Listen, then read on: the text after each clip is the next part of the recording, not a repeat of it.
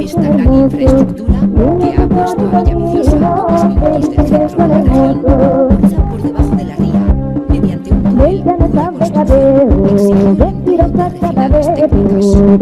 Hasta que la autopista se recupere durante la secuencia en el centro de las Palmas, en la cabecera de la costa, el Alto de la Tampa.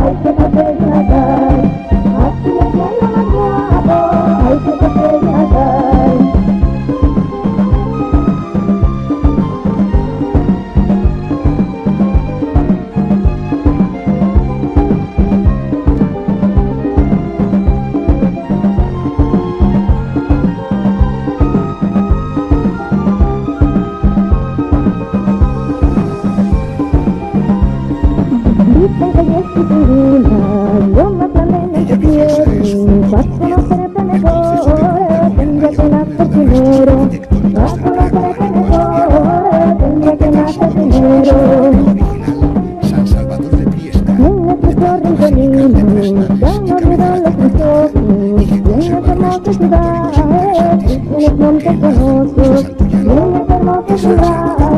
y San Salvador. Hay muchos pueblos de Asturias, no los podía nombrar, y esta canción va para todos, y no lo puedo callar. Asturias es lo más guapo, hay que pasar de Natal. Asturias es lo más guapo, hay que pasar de Natal. Hay muchos pueblos de Asturias, no los podía nombrar, y esta canción va para todos, y no lo puedo callar. Asturias es lo más guapo, hay que pasar de Natal. Asturias es lo más guapo, hay que pasar de Natal. Hay muchos pueblos de Asturias, no los podría nombrar, y esta canción va Val de Dios, para todos, antiguo valle de Boides en el que existió una villa romana